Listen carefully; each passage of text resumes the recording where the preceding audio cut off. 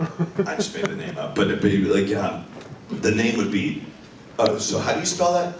Yes, it'd be C-H-A, no, C-H-A-L-L-E-A-E.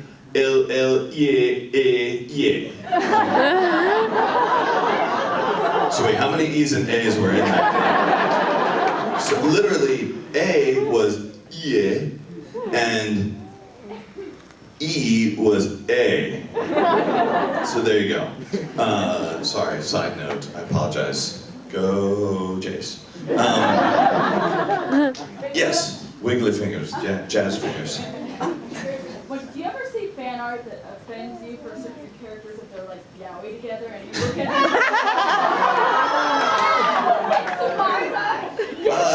Like, you see Pie and you know. Yeah, I think, whatever.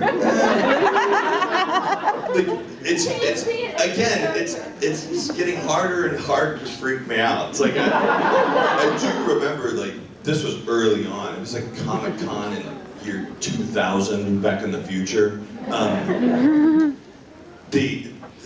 Somebody brought up, like, would you mind signing this for me? And I honestly had never seen any, like, yaoi, especially anti-yaoi before. Oh my god. He brings up this manga that's like Goku and Vegeta picture. Oh my god. Like, whoa! Couldn't the dude straight in the face. I remember Sean Schimmel going, dude, you're not going to sign it, are you? I'm like, I did bring it up here. Like, I didn't wait all this time. For the fans! Naked and stuff, so. Oh my god. Why would you? Oh my god. Why would you do that? It's really, really weird.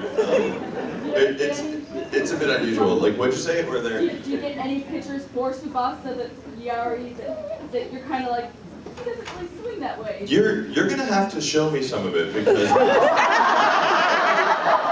have a feeling you know, or you've seen this before. You're like just waiting for me to go with that one image of, and you're like, yeah, I know that one. But sir, you will have to show it to me because I haven't. People, I think, are scared of me a little bit, and they don't want to show me that stuff. Maybe the way I react to things scares people. I don't know. And then punch people sometimes randomly. No, you'll have to show me something because I haven't seen very much. I have heard that those two characters are a little more friendly to one another in some people's minds than others. So. All right, let's see, right here in the front, so it's not distracting. Are you guys together? You have to fuse your question to one question. Do the fusion. Sweet. We're honored to be in your presence. Okay.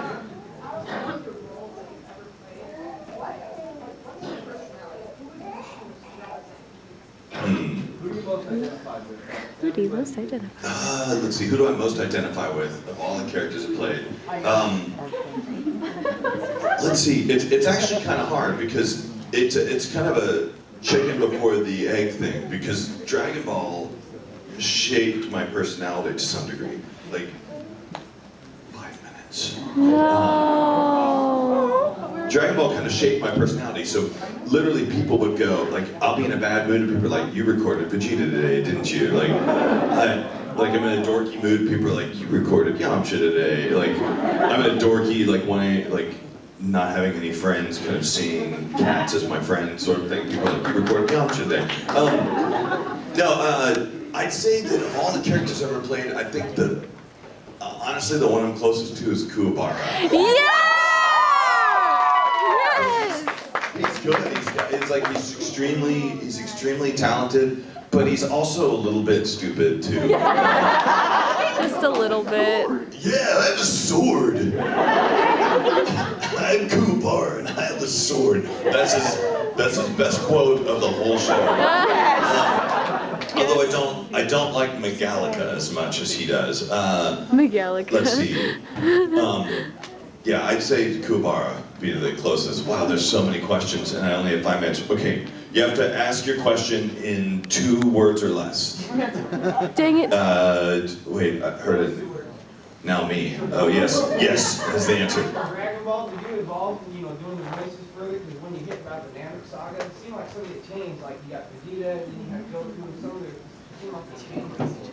Well, some of that is actually cause of like the voices actually did change physically. Like they really did change. It depends on kind of when you're watching it, but at one point there was a Canadian cast, and then we tried to erase any evidence that Canadians ever touched it. We're like, crap, we've got to get the Canadian off of this really bad. We gotta get the Canadian. And so we tried to rub the Canadian out real hard. You got it. All right, your two-word question. All right. Okay. No, what's your relationship with Sean Schmel? Like, do you guys have like a friendly rivalry at all? Oh yeah. Sean is an awesome dude. He always has something that's going on in his brain at all times. If I had a little bit longer, which I have a panel tomorrow, I know. I think it's a Q&A panel in the morning, and I may have some other panel today. Oh gosh. I have signings today, but yeah, Sean Schimmel is, I've known him a really long time. And he's one of the most talented people I know, but he's kind of like a laser beam that's shooting through a prism, sort of like. If he could focus himself entirely back into that one beam, he probably could destroy all of us, but it's probably for the best that he is scattered the way he is. Super nice guy. I like to mess with him a little bit though, and I get like, I'm not gonna be able to tell the whole story right now, but when he came back to record for Dragon Ball Z Kai, he doesn't like to check into hotel rooms by himself. Like he always makes somebody else check in for him because he doesn't want to leave his credit card because he's paranoid people are gonna steal it or like something. So. I went, since I was having to buy his rooms, I would just check him in and leave his card for him at the front desk. But he didn't realize this, but I would keep an extra copy of the card. So during his sessions, I would send like Brina Palencia, do you guys know her? Yeah. I would send her and her husband, who I'm very close to, and also as much of a prankster as I am, sent him to Sean's room to like gaslamp him, basically just do really subtle things to his room just to make him think he's going kind of crazy. So like they switched out his toothbrush for a different toothbrush, and like they took DVDs and like I'd give them the stack of DVDs and they took one of them, they wrapped it in saran wrap, and they let's see, what else did they do? They put like a bottle of like Purell hand sanitizer in like a pile of his underwear, and they took his karate gi that he travels with for whatever reason. Like they wrapped it perfectly and tied it in a rubber band and put it in his bag, and then they lined the inside of his bag with aluminum foil, and then they took one of his socks and they wrapped one of his socks in aluminum foil, and they put some condoms in one of the front pockets. And then they did something else, and they put something in one of his jean pants pockets. And I didn't know about this until the next day, because I called him and told him we needed pickup lines, even though we really didn't need any, but I just wanted to see if he noticed anything that happened in his room. So Sean comes in, he's like, Chris, you're not gonna believe this. Someone snuck into my room, I'm pretty sure it was housekeeping, and they put a kazoo in my pants.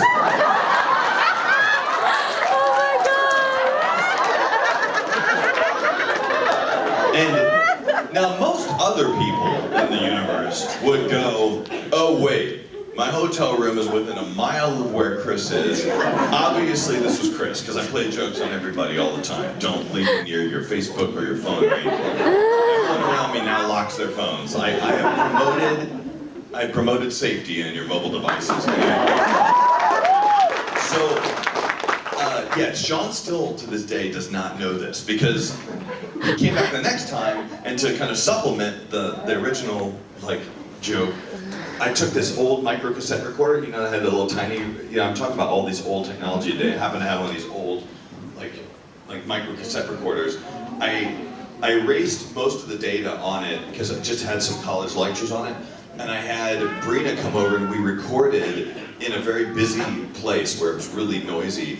She goes, the kazoo is now the kazoo is everywhere. I'm sorry, in Spanish. And then, because he was sure that the housekeeping staff was there.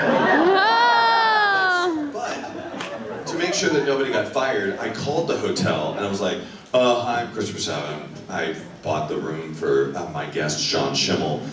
He's probably been calling you, saying that people have done stuff to his room. He gets a little confused sometimes. Just let him say whatever, but don't fire anybody, and please don't let him talk to the housekeeping staff.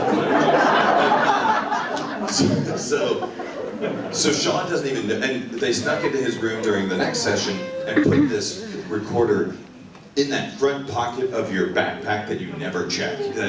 So 2 months later, I get a call from Sean. He's like, okay, Chris, weird, this totally continues. Like, I was getting this charger out for this friend of mine who got locked out of her apartment, and she's speaks Spanish, and I pull out this recorder, and it's got like, sorry, the kazoo, Spanish, and it's like, now I know something's going on, it's so Dude, I love Sean, and I'm sorry, let's see, what's the panel right after this? Like, Not important. Cosplay panel. Cosplay panel. Oh yeah, they don't need that. They don't need this. I'm just kidding. I'm just kidding. I love cosplay. Seems like you guys do too. There's more cosplayers here, I think, I've seen this morning than any other con I've been to. No, I haven't ever cosplayed. I haven't. I'm sorry. Let's see. Sorry, so I threw my brain off. I feel bad. Yes, wings. Yes. Okay. Yes. What would you like? What kind of tips would you give for anyone who's trying to get into the industry, like either voice acting or producing Well, it or depends. directing? The tips I give to like beautiful girls or of voices that are similar to mine, I basically give them honest advice, which is like, you know, practice using your voice as much as possible, record yourself a lot, make sure you get comfortable with the sound of your own voice, wear headphones and talk into microphones so you don't get freaked out by the sound of your voice in your ears, move to a market where a lot of stuff is done. Let's see, you can act anywhere, you can, people are dubbing over Dragon Ball online and they're hugely famous now. Like there's all sorts of things you can do to be a voice actor now, and I also tell people to stay as diverse as possible. You definitely want to spread yourself out because being a voice actor is really hard to do and hard to make a lot of money at exclusively.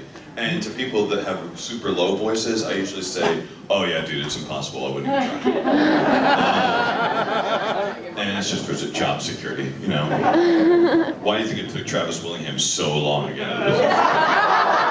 I kept telling him, look, just go ask them. The Funimation's right next door. It's like, I'm knocking and nobody's there. I'm like, well, I guess they just don't want to talk to you. All right, the cosplay panel is now. I'm going to get kicked out. But I have other panels, and I'm sorry. Thank you guys for staying. I know part of it was just a bribe to get a ticket that says that you were here.